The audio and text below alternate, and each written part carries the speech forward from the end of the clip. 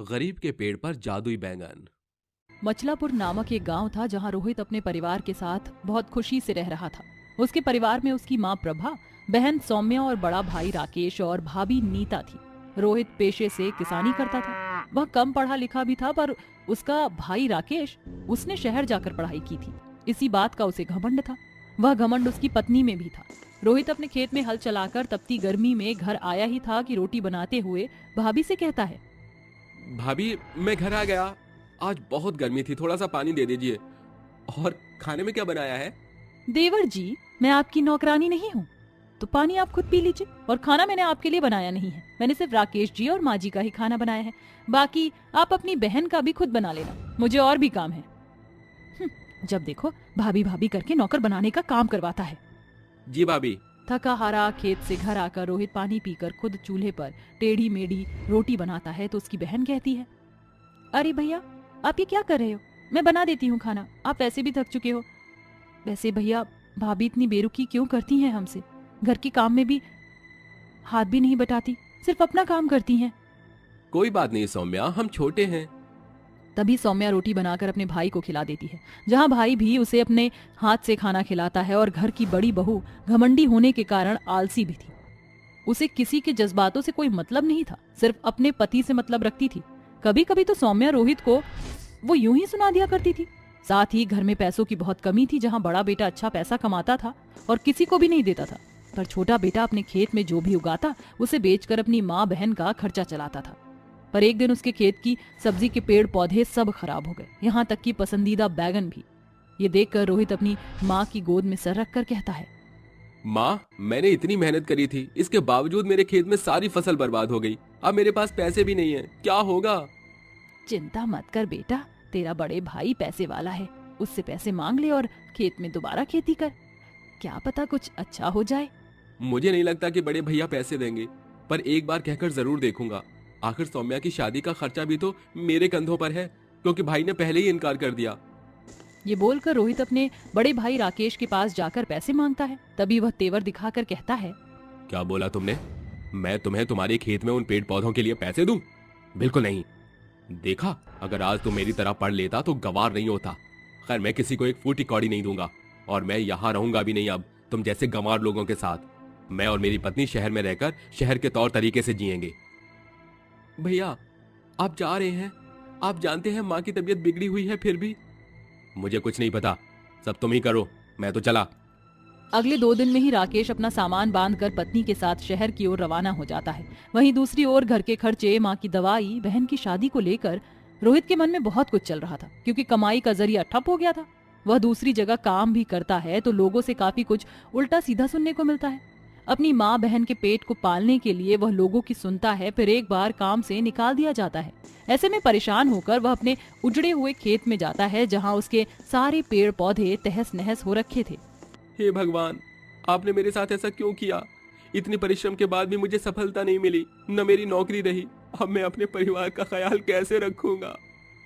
उसके रोते हुए आंसू जमीन पर पड़ रहे थे। तभी जमीन से 2 जड़ निकलती हैं। एक बड़े से पेड़ का रूप ले लेती हैं, जो कि बैंगन का पेड़ होता है। दूसरी जड़ रोहित के पैर को पकड़ लेती है। तभी रोहित का ध्यान जाता है, ये क्या?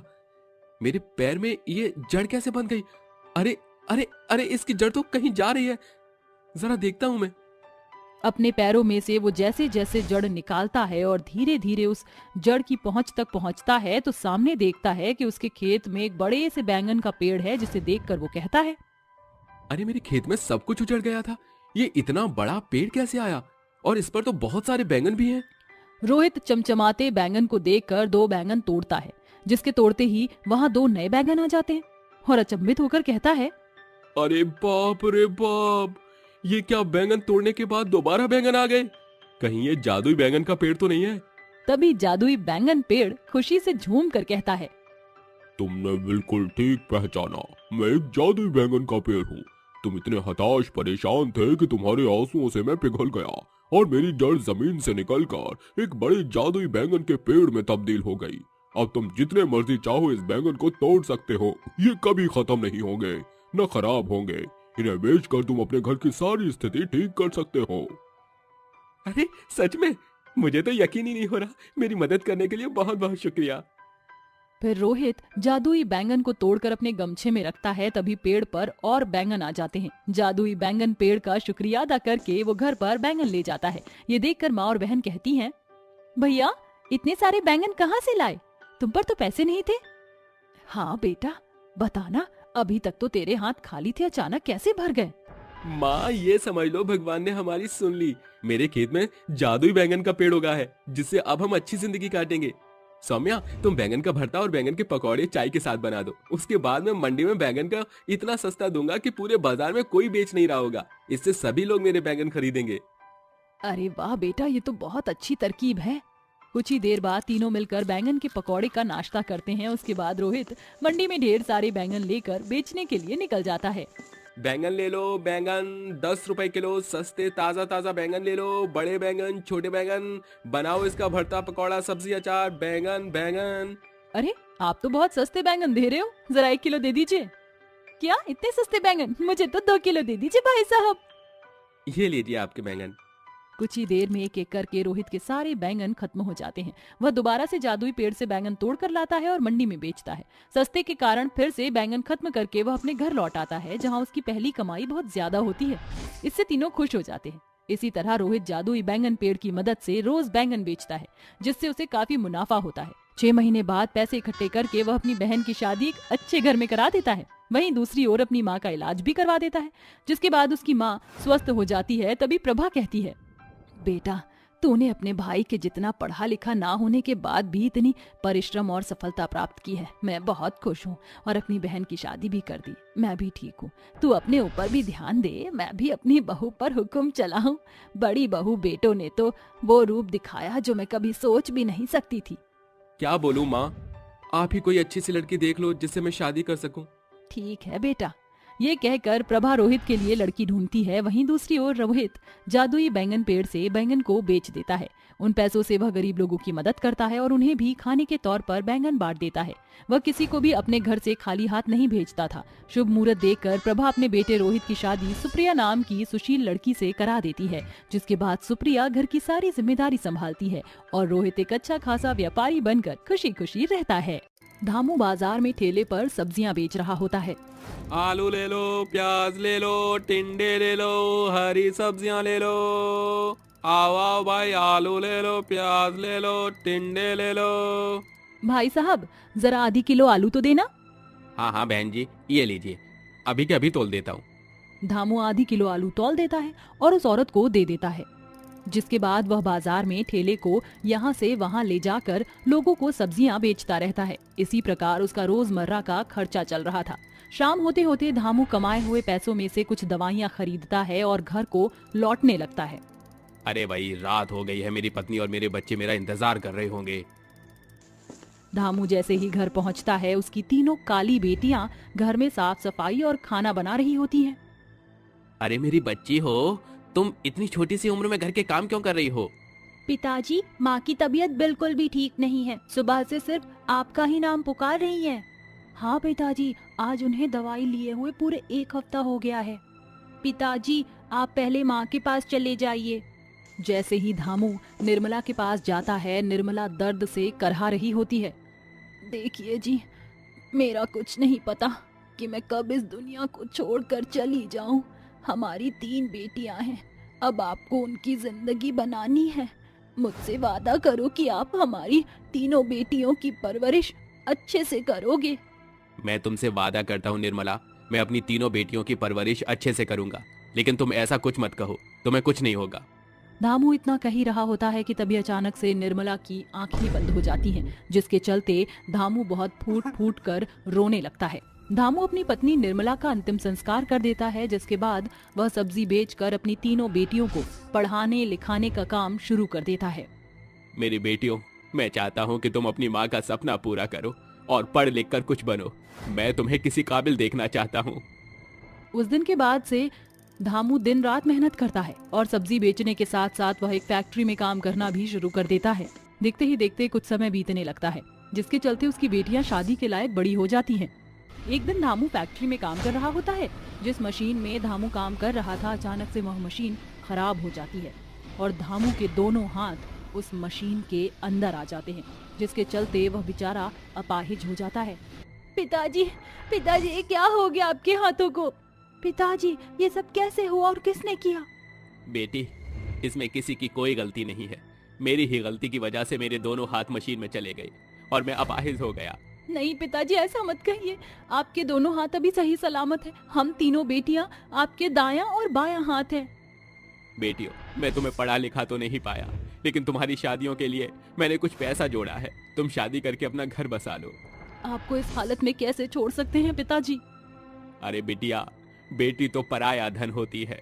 एक ना एक दिन तो उन्हें जाना ही होता है। तू क्यों चिंता करती है मेरी बच्ची? धामू की तीनों बेटियां उसकी बातें सुनकर रोने लगती हैं, जिसके बाद बेचारा अपाहिज धामू अपनी तीनों बेटियों के लिए रिश्ते ढूंढना शुरू कर देता है। लेकिन कई कोशिशों के बाद भी उसे अपनी बेटियों के लिए कोई अच्छा रिश्ता नहीं मिल पाता, क्योंकि उसकी बेटियों का रंग सांवला था। अरे भाई साहब, क्या बताएं तुम्हें, आजकल कोई भी काली या सांवली लड़कियों से शादी ही नहीं करना चाहता। सबको तो अपने घर में गोरी बहू चाहिए। जैसे पंडित जी, मैं अपनी तीनों बेटियों की शादी अच्छे घर में करना चाहता हूँ। उसके चलते मुझे जितना दहेज देना होगा मैं वो भी दे दूंगा। अच्छा, ऐसी बात है? तो फिर ये देखो, ये 3 लड़के तीनों भाई हैं और अच्छे घर से हैं। तीनों खुद की कंपनी चला रहे हैं। धामू को वह तीनों लड़के पसंद आ जाते हैं। पंडित जी, मुझे रिश्ता मंजूर है। जितनी जल्दी हो सके लड़कों से मेरी तीनों बेटियों की शादी की बातचीत आगे बढ़ाओ। लेकिन याद रहे, दहेज में पूरा 5 तोला सोना और घर का सारा सामान और तीनों दामादों को गाड़ियां देनी होगी। धामू दहेज के लिए तैयार हो जाता है, जिसके बाद वह उन तीनों लड़कों से अपनी तीनों बेटियों की शादी कर देता है। शादी के बाद जब वह तीनों अपने ससुराल में आती हैं, तो घर पर आए हुए मेहमान उन्हें देखकर कहते हैं, अरे जरा देखो तो सही, विमला की बहू कितने सांवले रंगत और काले चेहरे वाली है। हाँ बहन, तुम सही कहती हो। ऊंची दुकान, बेके पकवान। जितने ये अमीर हैं उतनी ही इनकी बहू काली है। तभी वहाँ विमला आ जाती है। मैं बहुत देर से सोच रही थी कि पूरी पार्टी में ऐसे लोग कहाँ चले गए जो अपने मनोरंजन के लिए लोगों का मजाक उड़ाते हैं। देखा, मैंने तुम्हें ढूंढ लिया। तो मेरी बहुओं का मजाक उड़ाकर तुम्हें कैसा लगा? हमने तो वही कहा जो सच है। अच्छा, ऐसी बात है तो फिर तुम काली क्यों हो? अरे काला होना कोई पाप नहीं है। ये तो ऊपर वाले ने ही 2 रंग बनाए हैं और मुझे तो मेरी बहू बहुत सुंदर लगती है। विमला की बात के आगे कोई कुछ नहीं कह पाता। वहीं विमला की तीनों बहू ये सब सुनकर बहुत खुश होती हैं। लेकिन शादी के बाद, सभी फंक्शन के बाद, विमला अपनी बहुओं से कहती है, देखो, इस घर के कुछ कायदे और कानून हैं। हमारे घर की बहू बाहर नहीं जाती। जो चाहिए उसे इस घर में ही मिल जाएगा। बाकी के नियम धीरे धीरे सीख जाओगी। ये कहकर वो वहाँ से चली जाती है। अरे, मुझे तो लगा था कि हमारी सास बहुत अच्छी हैं, लेकिन ये तो बहुत सख्त हैं। लेकिन हम तीनों को अपनी माँ का और अपने पिता का सपना भी तो पूरा करना है, और उसके लिए हमें पढ़ाई के साथ साथ बाहर भी जाना होगा। ये सब कैसे होगा?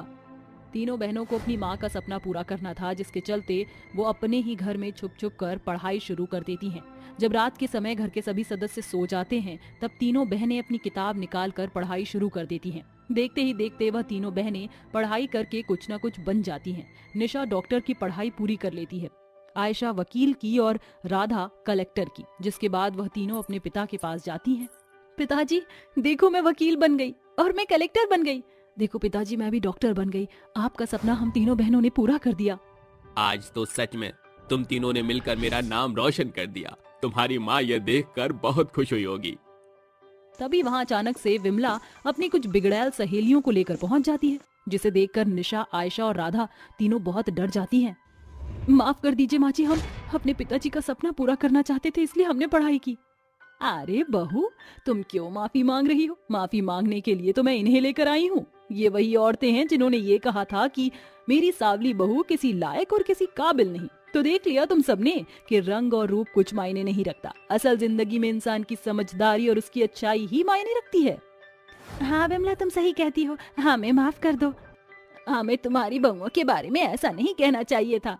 विमला अपनी तीनों बहुओं को गले से लगा लेती है और उन्हें फक्र से अपने घर वापस लेकर जाती है, जिसके बाद वह सभी एक साथ खुशी खुशी रहने लगते हैं। हेलो दोस्तों, कैसे हैं आप सब? हमारी कहानियाँ देखने के लिए हमारे चैनल को सब्सक्राइब कीजिए और हाँ, बेल आइकॉन पर क्लिक करना मत भूलिएगा।